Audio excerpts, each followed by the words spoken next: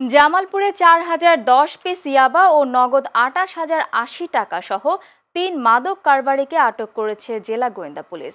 রোববার বিকেলে পুলিশ সুপারের কার্যালয়ে অতিরিক্ত পুলিশ সুপার মোহাম্মদ সোহেল মাহমুদ সংবাদ সম্মেলনে জানান, গোপন সংবাদের ভিত্তিতে রোববার সন্ধ্যায় শহরের দয়াময়ী মোড়ে অভিযান চালিয়ে শাহরিয়ার আহমেদ শিপু ও সাগর রহমান শাকিলকে ১০ পিস ইয়াবা সহ আটক করা হয়।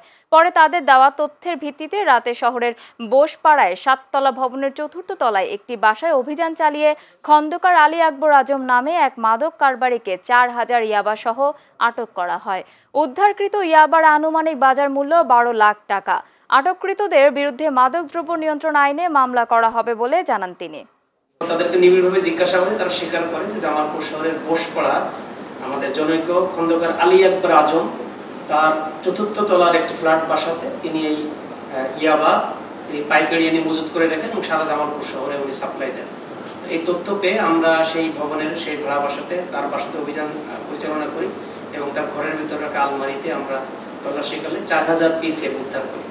মোট এই ৩ জন আসামির কাছ থেকে ৪,০১০ পিস উদ্ধার হয়েছে এবং তাদের বিরুদ্ধে এখন মামলা প্রক্রিয়াধীন আছে।